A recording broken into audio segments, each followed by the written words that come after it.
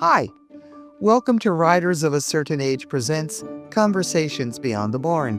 I'm your host, Fran Severn. Each Tuesday, I chat with people whose lives center around horses in unusual, unexpected ways. These are people who create the richness and variety of the equine world with their fascinating careers, hobbies, and livelihoods. Their stories show their passion for horses and the equine world, and it is a treat for me to share them with you. So sit back, relax, and enjoy this week's Conversations Beyond the Barn. Hi, welcome to Riders of a Certain Age presents Conversations Beyond the Barn. I'm your host, Fran Severn. So it's a gorgeous day, and you head out on a trail ride expecting fun, relaxation, good times with your friends and your equine partner. Day worth remembering. Or you're set up at a campsite and leave for a few hours to go sightseeing or have lunch in town. Or there's an emergency and the horses must be evacuated. Sometimes things go wrong. You're thrown, your horse runs off, your horse becomes ill while you're away and nobody can contact you. And in the confusion of an evacuation, your horse may go MIA. If you are injured on the trail, maybe no one has your contacts or your medical information. These situations are not all that rare. They are more than a glitch or an occasional inconvenience. They are full-blown emergencies.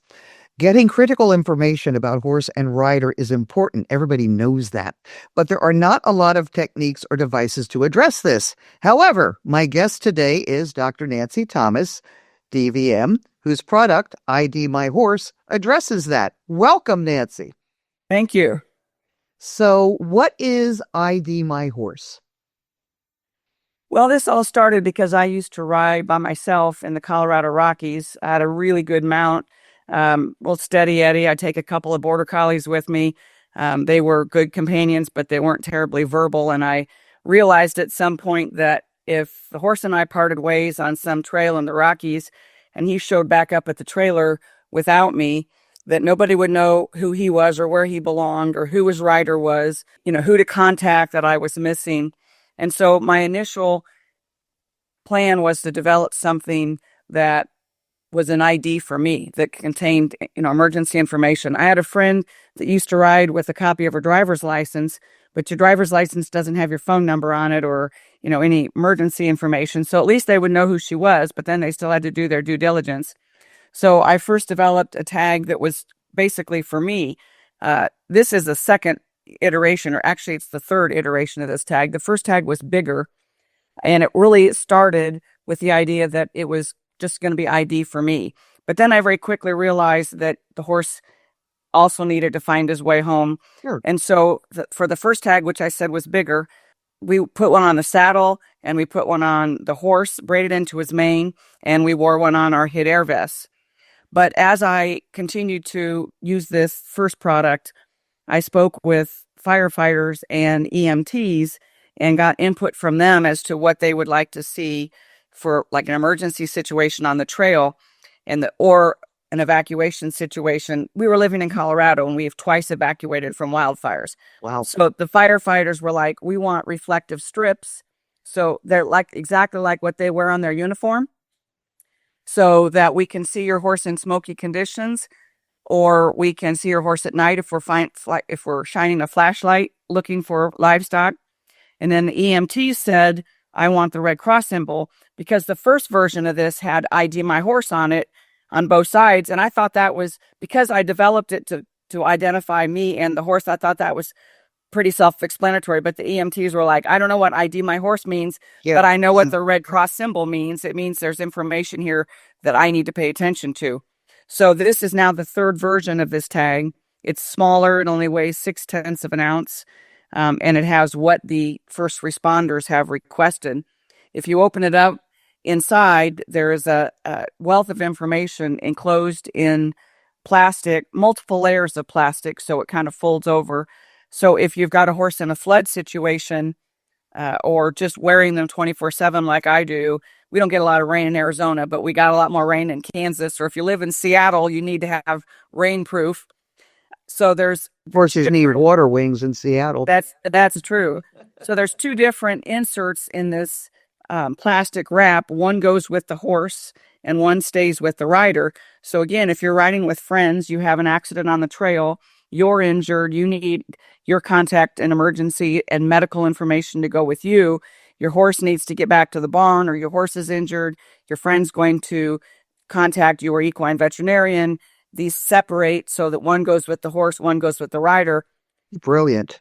Now, in our case, the horses are wearing it and the rider's wearing it, and they have the same information. But regardless, each tag has information for both horse and rider. So it's easy to separate and go with each individual part of that equation. Sure. So it would have your contact information, but then all of your medical information and your doctor and all that. Yeah. Right. Blood type, medications you take, emergency contact information. In the horse's case, my horse has Cushing's, my horse is allergic to this, or my horse needs pergolide for Cushing's, or, this is my barn, this is my equine veterinarian, this is the owner address, this is the horse address, because those aren't always the same. And there's lots of room for additional information on both cards. I would think you would even have a space to say, if we were traveling, this is where we were going, this is our home, and you've got space that you could put other stuff on there if you need it. Ours have the basic information about horse address, horse contact information, rider contact, but they come in this pouch, which would absolutely have room for additional information if you wanted to so you could leave this the same, stick it in the pouch, and then if you were going someplace in particular that you wanted information that's specific to that particular trip, then there's room to put that in there. These also will lend themselves very easily to a GPS unit when I can find one that has long enough battery operation that it's worthwhile. Go ahead. I was going to ask, you've got to make it clear, this is not a locator or a GPS tracker. This kind of complements them if you've got one. In many of the places that we rode, people are asking me about air tags or whatever. They're not going to work unless you have cell coverage. So I would love to find a GPS tracker that has a significant battery life, because horses have been lost for weeks and months in the wilderness. So, as safety conscious as my husband and I are, I would not take this apart once a week and put it on a charger, and put it back.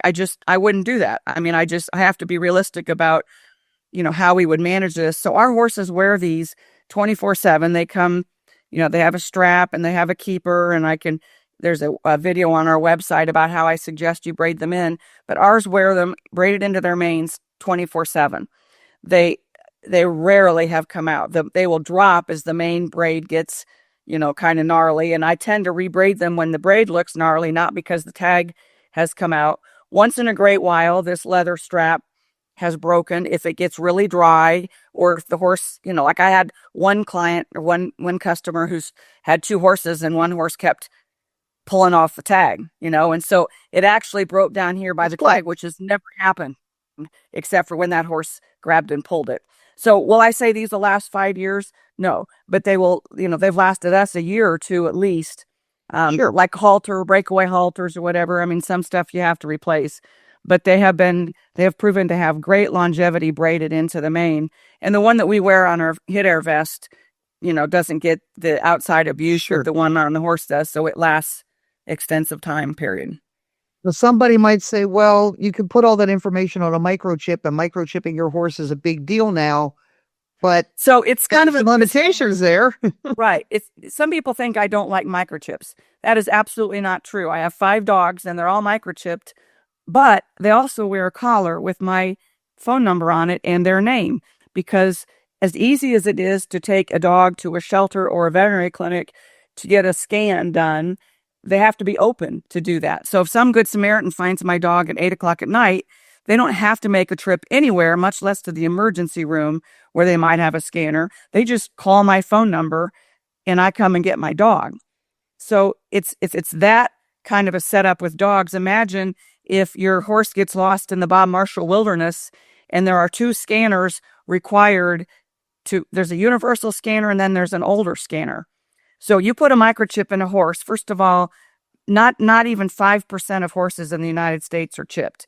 I can't even find a recent article that's newer than the last 5 to 8 years that even talks about percentages of microchipped horses in the United States, because it's just not like it is in Europe.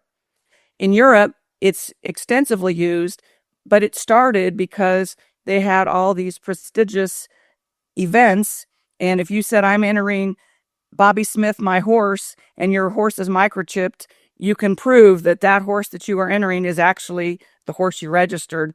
And that's kind of how they, evolved in some of the more elite competitions in Europe. And now I think more places in Europe have scanners. But even at that, if you get lost in the wilderness, I've heard of stories where a couple of hikers found a horse. They had absolutely no idea what to do with it. There was no identification on it, so they turned it loose. They did note the spot they found it, but how much easier would it have been if they'd seen the Red Cross ID, I need my horse. They took it apart. They said, hey, Mary, I've got your horse. Yeah, I've got with my dog, and we live in an area where there are foxes, and she has friends. She's got the microchip. She's got the collar with her name, and she also has the GPS. And as you said, it's about once every 10 days, I have to plug it in overnight. And the other problem with the GPS I've found is that you need to get a good signal. We've got some ravines and some woods, and I'll be looking at it. It'll say, we have no signal. I said, we're 4 bars. Oh, wait, she's down in the valley. Yeah. So, yeah. It's very dependent on a satellite or weather, or, sometimes good old fashioned paper and pencil really is still the best solution. And like I said, I look forward to the day that there is a chip I can put in here that has some longevity. It would be very easy to do because it's already set up for that, but there's nothing out there that I would use at this point. Yeah, a couple years ago, I did an article about locators for people, but obviously for the horses too. And the ones that were for people that are really out, like where you were, nowhere. They were satellite based, but again, they were very expensive. And they would not be practical to have one necessarily on your horse. Maybe you would if you were traveling, you'd have one and the horse would have one. And some of them were set that if they detected something that might indicate a fall, you needed to get right back to them. Some of them you could, they were radio, you could stay in touch. But again, for pleasure riding, that might not always be the most practical. For people that are hiking, they recommend that you have a subscription, with some of the high-tech Garmin stuff, because for all those same reasons. So if you think you're going to find your horse with an air tag, in the middle of some wilderness area, it's not going to happen. Sure. So, and it's the same if you're out camping and you're boondocking, or your horses are if they're in a pen even, or if they're in hot wire. If we hot wire our horses, we don't leave camp. Somebody's in camp all the time. Oh, yeah. But if we're camping somewhere like at a horse facility and they have nice pens, like at the Big Piney in Missouri, we might go into Springfield for a meal one night when it's pouring rain, But if the horses, what if somebody colics, or what if somebody gets cast, or, how horses get hurt in a rubber room, right? So stuff can go wrong, and that way we can be in town and somebody can say, hey, I can figure out who that horse belongs to. Even trailering, we like to have them on, because if the trailer accident happens, and the horses get loose or somebody has to go do something with them, nobody has to ask, what do I do with this horse? Well, one of the things I've always done when I'm trailering is that I have a file with everything, including a temporary power of attorney, so that if there's a vet online, and you can fold that up and stick that in there too, so that if I respond, it's, the other thing I do when I travel is I go to some of these websites that have all of the transient facilities, and I put every single one along my route in case something happens. Now I've got a place to start. Yeah, so that's an excellent idea. Oh yeah, very common sense kind of things. What can go wrong? Let's plan that it will. So that's kind of thing. What are some of the common sense, because you've done a lot of backcountry riding. So what are some of the common sense things that people who have not done a lot should keep in mind to try to limit the exposure to things going sour and be ready in case they do? Well, a lot of people think they won't need emergency information because they got a great horse. right? I mean, I hear that a lot. Their horse isn't going to cause problems, so they don't need to plan for an emergency. There was a gal in Europe that was an endurance rider in her mid-70s. Her horse stumbled. She was wearing a helmet. She went down. She passed a few days later because she had a traumatic brain injury. So, you know, some of the trails that we have ridden, our horses are amazing, but they're rocky, shaly, narrow, gravelly things that, you know, even a horse can slip. So I would not ride those trails by myself. That's the first thing. I developed them because I was riding in the Rocky Mountains, but I wasn't riding those kinds of trails. I was still riding trails that were challenging, but they were more meadow trails or whatever. So if I fell, I was, you know, likely if I could hit a rock. They don't call it the Rocky Mountains for nothing, but I wasn't necessarily going to go over a cliff. So the first thing I would do would be plan your itinerary so that you don't do some of the really, really challenging things by yourself. Obviously, somebody should know where you're going and when you expect to be back, true of hiking or whatever else. You should. I have done the Continental Divide ride, one side of the Rockies to the other, and I did it with a livery group, and they were extremely careful about planning it, and they watched the weather like crazy because if the clouds came in, they didn't want to be at 4,000 feet above, you know, at 10 or 12,000 feet and have the clouds come in. Yeah, it doesn't even have to be there. I mean, I used to live in a rural area of the eastern shore of Maryland, and there was about 100-acre farm where we could ride, and it was woods, and there were deer, whatnot. And if I went out by myself, I'd still say I took chance out here. If I'm not back by here, look for me. This was the trail I was going, and I think that's just common sense overall. And don't put your phone on your horse. Oh God, no. Okay, put your phone on your person. Okay. And then again, if you're wearing something like this and you're out cold, but somebody's looking for you, you know, then the first responder doesn't have to find your phone, hope it survived the fall and isn't cracked, hope that you had the presence of mind to have something on it that was the ice information that you could get into, even though your phone was locked, hope that you had, you know, just all kinds of variables related to your phone.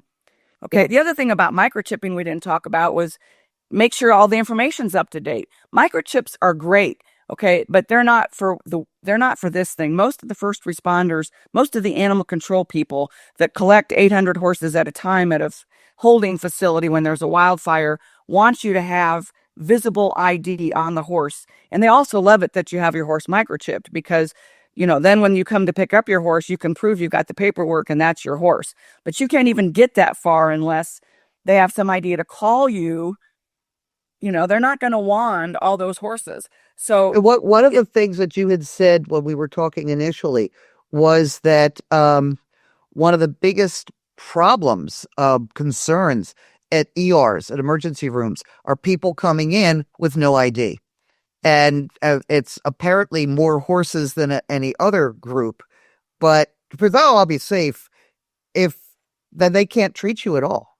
So I think a lot of people figure, oh, it will never happen to me until it does. 45% of sports-related injuries are horse accidents. 45%. That's insane.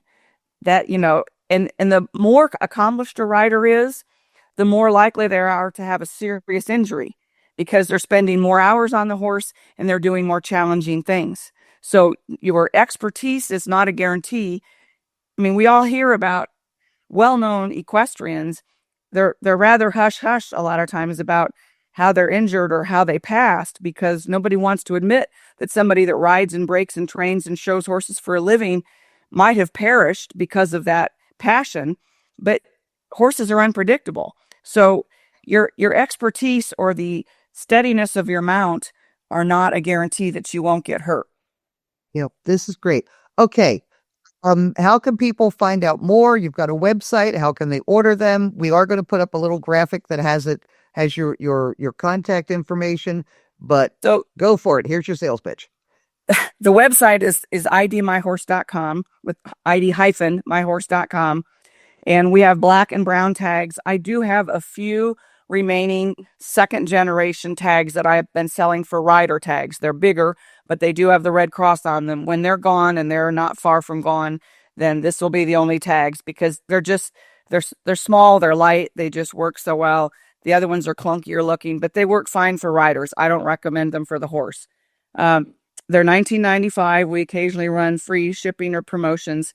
They're really well-made leather tags.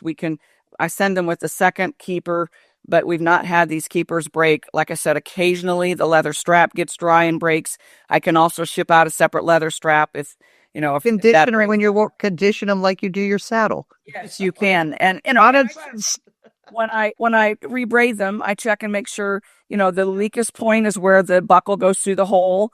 So if they get dry, sometimes that will break there. But they have had amazing longevity on our horses, and they roll, and we don't change them or mess with them for months at a time. They've been wearing them solid for probably 4 or 5 years. Fantastic. I do have on the website under the About tab, I have how I suggest you braid them into the mane. What I've been doing seems to be working for us. I have had a few people ask me about roached manes, and I do also address how to braid them into the tail. I really don't have a lot of experience about putting them into the tail, but my recommendation is that you put it up at the tail head where you're going to get less swish. I really don't think they'll bother the horse. I don't braid more than like 3 braids when I put them in the mane. I don't braid it all the way down. So I can't imagine that it wouldn't work just fine in the tail head, with 2 or 3 braids with some of the longer tail hair, but I don't really have a lot of experience. I do want to address what the other options are out there, which I have extensively researched. There are fetlock bands made out of nylon. They require 32 pounds of pressure to break, which I think is a lot of pressure on a fetlock, on a delicate fetlock horse, on a horse's fetlock. And if you think about, I know that they melt. I researched the melting point of them, and it's like 260 degrees or something like that.